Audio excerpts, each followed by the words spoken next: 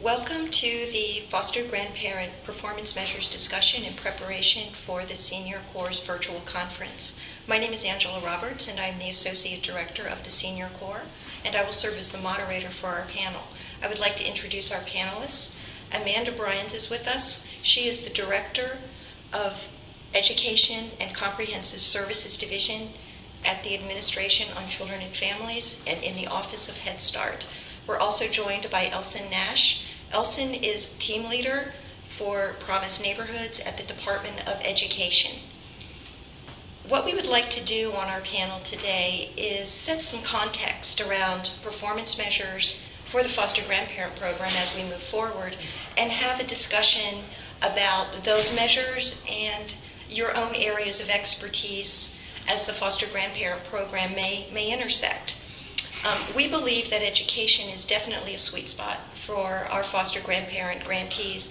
They have a long history of working in Head Start centers and in K-12 schools and other settings with education, and bring a tremendous capacity of numbers and talent all around the country. So we believe that the education performance measures are exactly where the foster grandparent grantees need to be and have been for a long time. What I hope we can do as we prepare our grantees for the real operational pieces is to help set some context. So from your expertise, we're going to learn more about why performance measures are important for federal programs, how school readiness, as expressed through the Office of Head Start and through K-12 in the Department of Education, can be very good sites for foster grandparents to demonstrate outcomes for the children they serve. So Amanda and Elson, I think we'll start by just talking about performance measures in a framework. Here at the Corporation for National Service, in the Senior Corps and in our other programs, we have a very intentional approach that is new to some of our grantees and will actually standardize our measures across all of our programs as it makes sense, so that we can aggregate, understand, analyze, evaluate, and tell a national narrative about the outcomes and effectiveness of the foster grandparent program. So through the lenses of your own agencies, I wonder if you would speak a little bit to how you see performance measures and their importance. Amanda?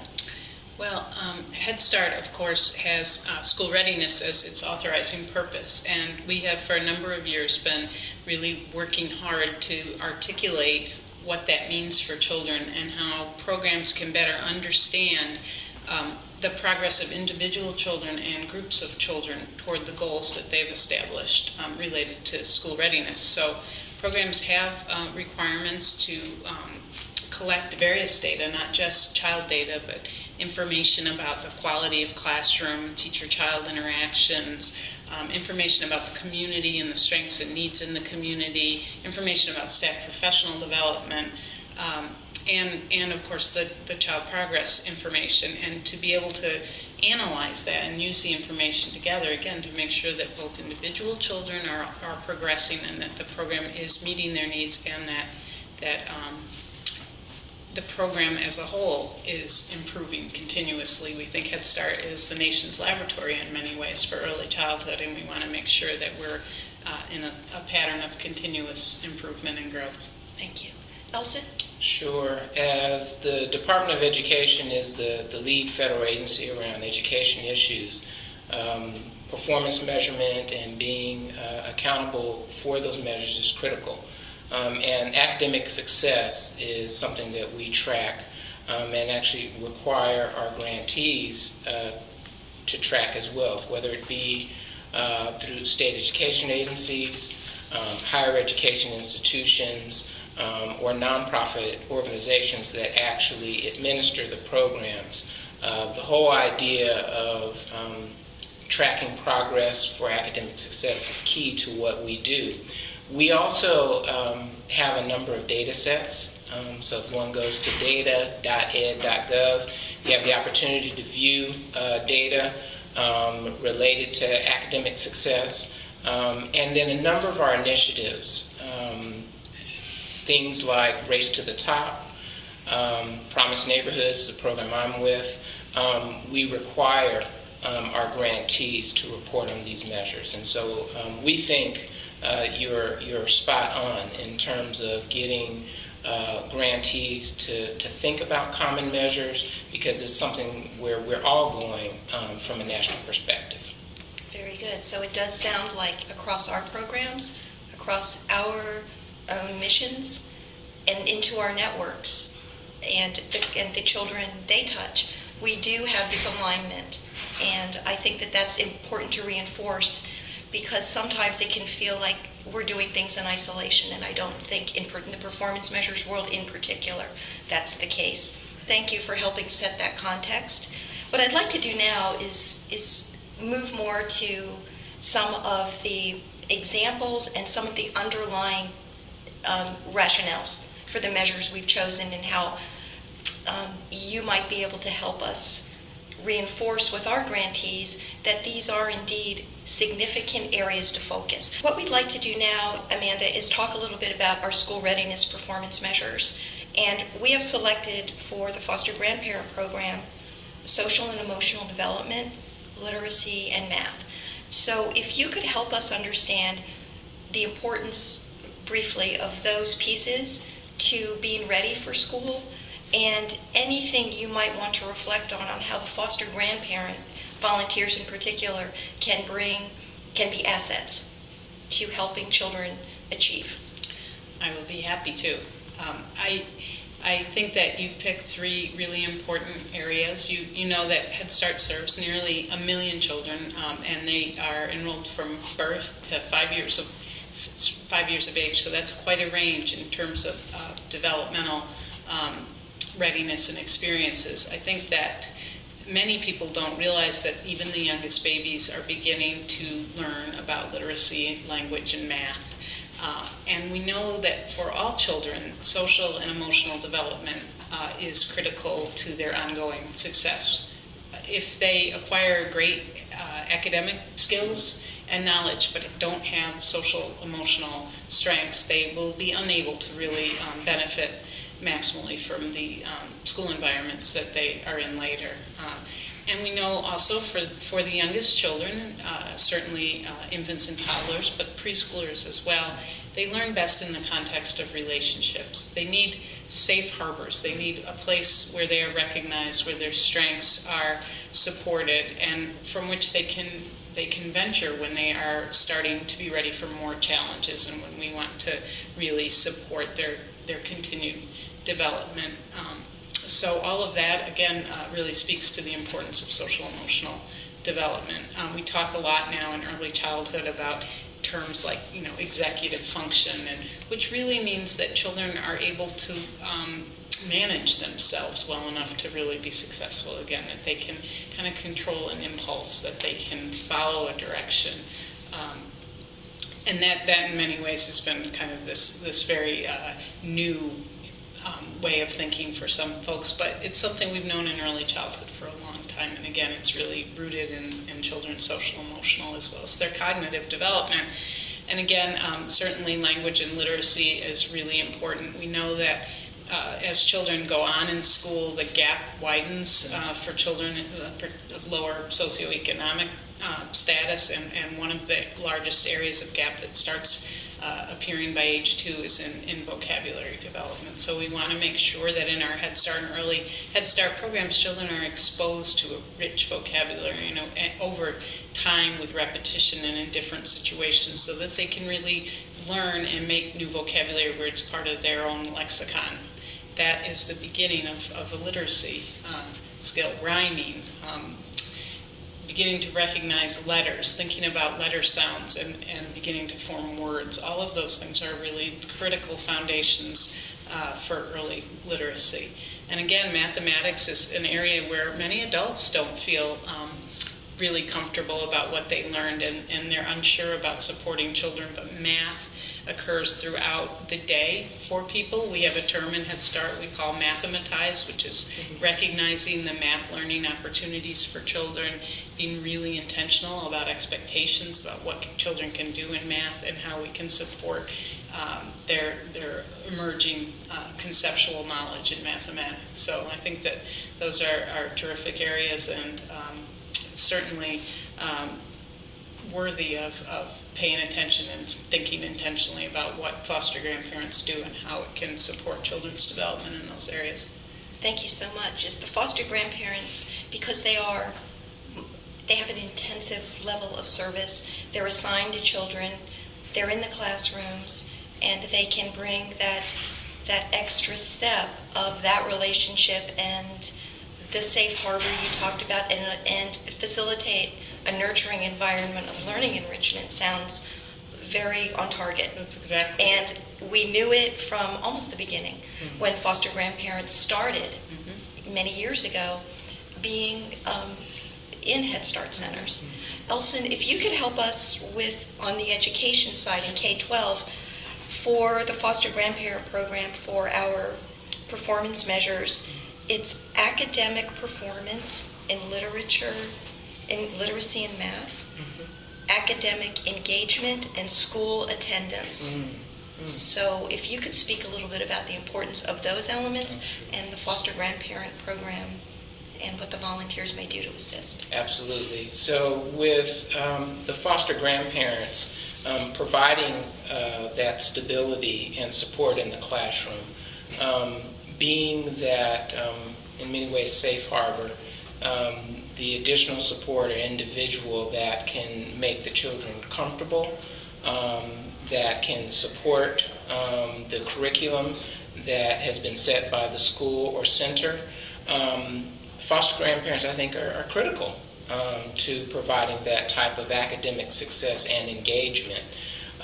The key thing here is being able to separate where that actually occurs. So in other words, how will you measure the direct support from foster grandparents? Intuitively, we know that it is an important issue. We know that foster grandparents can provide that type of support, but being able to drill down and say this is as a result of foster grandparents will be the next best step for your initiative. We love foster grandparents. We've heard from grantees that the support of our elders is important. We have a signature initiative called the Promised Neighborhoods Initiative, and as a part of that, this whole idea of early learning is a critical element within the Promised Neighborhoods Initiative. It's modeled after the Harlem Children's Zone, and once again, early academic success, early onset success for young people in this setting, and providing that stable environment is something that foster grandparents can do. You have provided the perfect segue into the next question, which talks about, or we'd like to explore, the idea that foster grandparent volunteers live often in the communities where they serve. So, Amanda and Nelson, if you could address a little bit, why is that so important to involve communities when you're trying to create a learning environment and continue a learning environment for children? Amanda? Well, I formerly worked in a Head Start program where we had foster grandparents in many of our classrooms. We wanted them in all of our classrooms, but we could not always recruit enough. And there was one foster grandparent I'm thinking of in particular who worked with us for years, and she was an icon in the community. She was a powerful woman. She was much respected and a little bit feared sometimes. She was a leader, and when she read to children in the classroom where she worked, they felt like they were being read to by a famous person, that she had community status, and she conferred it to the children when she worked with them. And that was incredibly important. Many of the children in that Head Start program, they were all very low income, and often their parents had very negative experiences themselves with the school system because they were in under-resourced schools and because of all the issues around being in poverty. And their children's introduction to education through Head Start, and with this person in the classroom who was so almost revered in the community, was a wonderful beginning for them, and not something that could be duplicated by any other any other kind of program or experience. So we always believe in Head Start that children need to find themselves in the classrooms, that they need to be accepted, that their cultures need to be reflected, and there's no better way to do that than by including elders who are part of the community where the children are living. Thank you so much. Elson, we all know that often the schoolhouse is the hub of the community. Yes. So tell us a little bit about on the education side. Absolutely. So parent, family, and community engagement is critical to the academic, whether it be low income or high income. I think the key here is involvement in school. And the added benefit of having someone that our young people are familiar with, particularly someone who has status, an elder that they can look up to that can remind them of their nana or papa is critically important. Ranging from school climate, meaning helping a young person get across the street, to academic success, helping them read, helping them with math, helping them with critically analyzing situations. Foster grandparents can be kind of that last bit that can take a school to the top. I mean, it can also provide the foundation, but that piece is critically important. Having full range of community supports for a school, regardless of what type of school it is critically important. Thank you, Wilson. Throughout our virtual conference, our grantees, including our foster grandparent grantees, will have opportunities to actually have learning sessions. And these are going to go over the requirements and all of the pieces that they are going to need to help prepare them to implement new performance measures as it goes through all of our grantee networks, including in Head Start centers and in schools. And so this is, I think, an important perspective for them. And before we end our panel, I wonder if there's any thoughts, recommendations, advice that you would like to give our grantees as they embark on adopting these new measures. Amanda? You know, the world of performance measurement is fraught with all kinds of concerns, sometimes competition, sometimes worries about high stakes. I think that what the most important message to keep in mind is that it's our obligation to make sure that children are getting everything they need. That this isn't about pushing kids because we need to meet certain benchmarks. And it's not so much about judging individual people. It's about making sure systems are learning organizations, that they continuously improve and that they're responsive to the individual needs of the children and families who are enrolled. So it's a burden in a way for us, but we've taken on what is really a sacred responsibility. So we need to embrace the work and really use it to make sure that we're doing the absolute best we can do for the children that we've been entrusted with. Thank you. Elson? Yeah, I totally agree. Those are all great points. The only added piece that I would look for, which is a trend in many of the high-performing programs, and that is to the degree that foster grandparents can use data to better improve the program and to better improve the lives of the individual children. So what does that mean? It could be conferring with the teacher who's associated with that classroom, and if the teacher feels comfortable with saying, you know, Johnny or Bonnie is having some challenges in X area this quarter, perhaps we could increase our level of literacy in this area to help increase the literacy skills of Johnny or Bonnie. And so that whole idea of continuous improvement, using data in a positive way, to positively affect the academic engagement of the individual, that's something where we need to think deeper about how data can be used in a positive way. Thank you so much. Thank you again, Amanda and Elson. What we'd like to do now is keep the conversation going a little. Any audience members, if you would like to take the opportunity to post questions or comments on the interactive chat board, we would love to hear from you.